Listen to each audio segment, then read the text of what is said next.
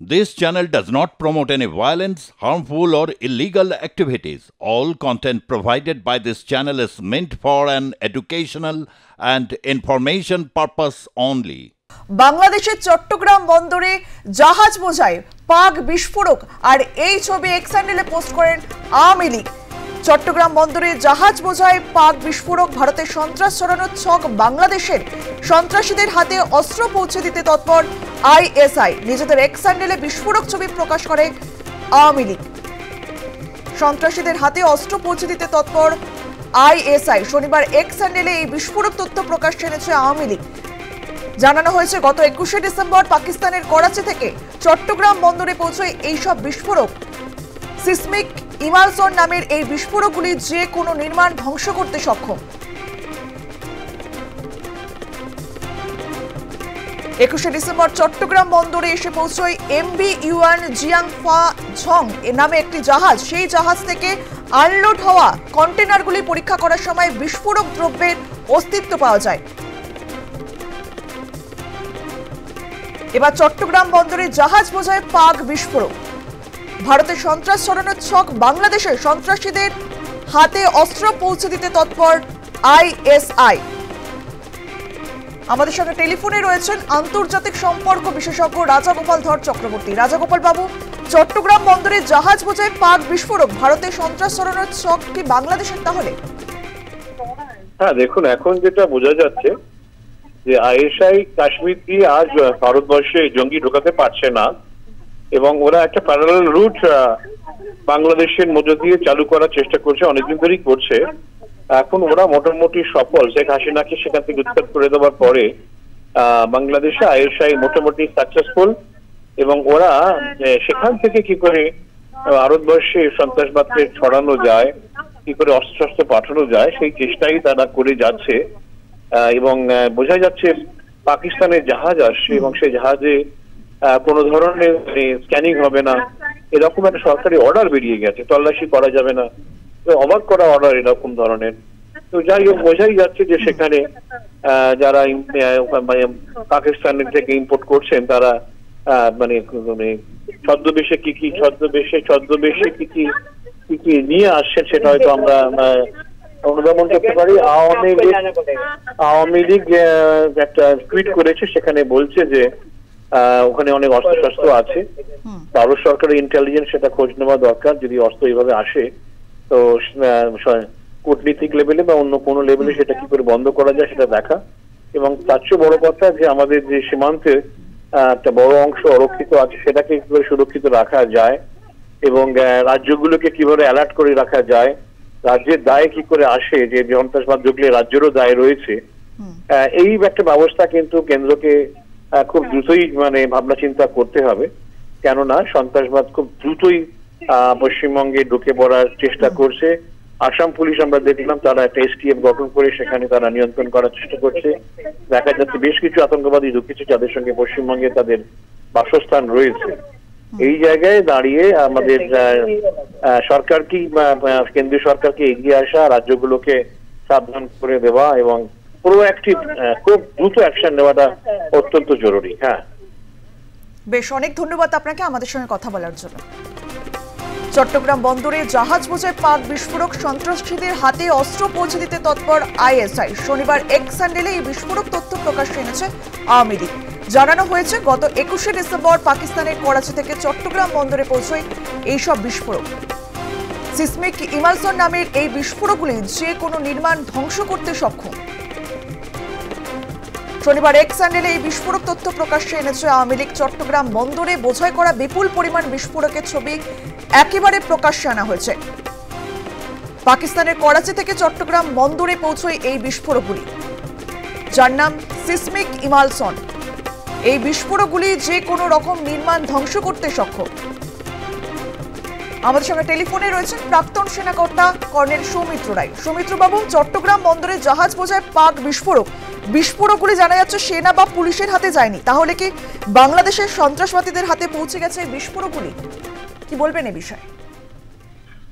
হ্যাঁ, বাংলাদেশে সন্ত্রাসবাদীদের কাছে বিস্ফোরক পৌঁছে গেছে কি গেছে না সেটা ইনভেস্টিগেশন সাপেক্ষ, কিন্তু যেটা আমাদের অত্যন্ত গুরুত্বপূর্ণভাবে নিতে হবে, সেটা হচ্ছে আগেও আমরা বলছি যে বাংলাদেশের মধ্যে যত টেররিস্ট অর্গানাইজেশন ছিল, যেমন আনসারুল্লাহ বাংলা, আইসিস, জামাত, আল কায়দা, এরা কিন্তু সব এক হয়ে গেছে।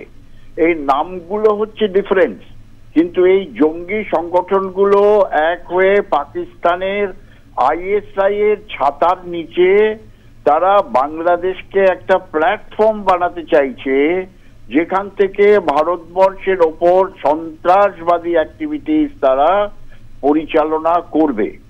এবারে অত্যন্ত গুরুত্বপূর্ণ ব্যাপার, কতগুলো ডটস আছে, সেই ডটগুলোকে লিঙ্ক করতে হবে। সেই ডটগুলো কি? আমরা দেখতে পাচ্ছি যে পাকিস্তান আর বাংলাদেশের প্রেজেন্ট সরকার, এই দুটো সরকারই ভারতকে কমন এনিমি, মানে কমন শত্রু হিসেবে নিল আর নিচ্ছে। আর তাদের কাজ হচ্ছে ভারতবর্ষের মধ্যে একটা অশান্তি আর সন্ত্রাসবাদী অ্যাক্টিভিটি চালানো। এবারে আমি আসি যে এদের এই যে যদি আমরা 2018 সালে ফিরে যাই, বাংলাদেশে 2018 সালে ইলেকশনের আগে একসঙ্গে 23টা ডিস্ট্রিক্টের মধ্যে একই সময় এই ইম্প্রোভাইজড এক্সপ্লোসিভ ডিভাইস এক্সপ্লোড করেছিল এই টেররিস্ট অর্গানাইজেশনের আনসারুল্লাহ বাংলা, জামাত, আইসিস এদের। আর এদের মধ্যে বহু টেররিস্টকে বাংলাদেশের তদানীন্তন সরকার, শেখ হাসিনার সরকার ফাঁসিতে চড়িয়েছিল। আর বহু টেররিস্ট আছে তারা চট্টগ্রামের জেলের মধ্যে বন্দী ছিল। এই 15ই অগস্ট, 5th অগস্টের পর ওই সমস্ত টেররিস্ট যে এলিমেন্ট, যারা এই এক্সপ্লোসিভ বানাতে এক্সপার্ট, যারা এই ধরনের কাঁচা মাল দিয়ে ইম্প্রোভাইজ এক্সপ্লোসিভ বানায়, তারা ওখান থেকে ছাড়া পেয়ে গিয়েছিল। তারা এখন বাংলাদেশের মধ্যে ঘোরাঘুরি করছে।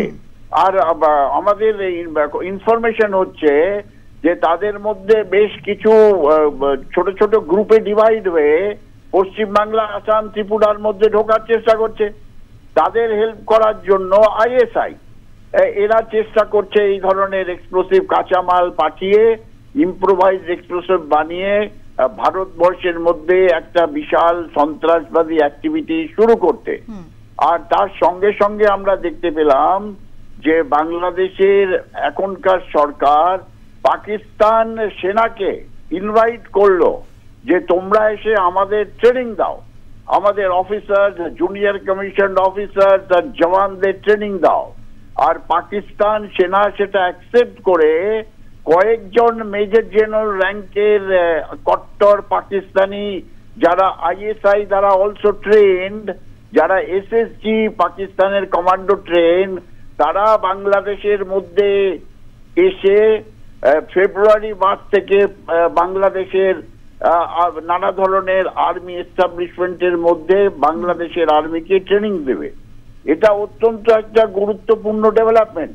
তাদের মেইন কাজ হবে ইন্ডক্ট্রিনেট করা বাংলাদেশের সামরিক বাহিনীকে ভারতবর্ষের বিরুদ্ধে, যে ভারতবর্ষই হচ্ছে আমাদের কমন এনিমি। তা এই ধরনের যে ডেভেলপমেন্ট, এগুলো আমাদের সরকার, আমাদের যারা think tank, military think tank, আমার মনে হয় তারা ফলো করছে। আর যদি আমরা সময় মতো অ্যাকশন না নিই, ওয়েদার ডিপ্লোম্যাটিক চ্যানেলে বা কূটনৈতিক ভাবে বা ইন্টারন্যাশনাল প্রেশার দিয়ে, পরবর্তীকালে হয়তো একটা লেট হয়ে যাব আমরা। এর জন্য এগুলো অত্যন্ত গুরুত্বপূর্ণ ডেভেলপমেন্ট। আমাদের দেখতে হবে 20th জানুয়ারি 2025 তারপর বাংলাদেশের সিচুয়েশন কোন দিকে গড়ায়। তার মধ্যে এই যে সিচুয়েশন গুলো, যেরকম 31st ডিসেম্বর এখানে হেভি সেলিব্রেশন হবে, এই হবে তাই হবে, ওগুলোর ওপরে নজর রাখা অত্যন্ত গুরুত্বপূর্ণ ব্যাপার। এই ধরনের এক্সপ্লোসিভ বা ইম্প্রোভাইজ এক্সপ্লোসিভ ডিভাইস দিয়ে এই টেররিস্টের মডুলরা আর তারা তাদের মধ্যে যারা ইনফিলট্রেট করেছে, তারা পশ্চিমবাংলা, আসাম বা ত্রিপুরায় এক্সপ্লোশন করে একটা কনফিউশন ক্রিয়েট করতে পারে, একটা সন্ত্রাসবাদী অ্যাক্টিভিটি শুরু করে দেশকে আনস্টেবল করতে পারে। বেশ, ধন্যবাদ আপনাকে আমাদের সঙ্গে কথা বলার জন্য। ইউনূস আমলে মৌলবাদ বাংলাদেশে মাত্রাছাড়া আকার নিয়েছে, পাকিস্তানের সঙ্গে বন্ধুত্ব বাড়িয়েছে বাংলাদেশ এবং পাকিস্তান থেকে কিন্তু সরাসরি বাংলাদেশে আসছে জাহাজ বোঝায় পাক বিস্ফোরক। সন্ত্রাসীদের হাতে অস্ত্র পৌঁছে দিতে তৎপর আইএসআই। শনিবার এক্স হ্যান্ডেলে এই বিস্ফোরক তথ্য প্রকাশ্যে এনেছে আওয়ামী লীগ।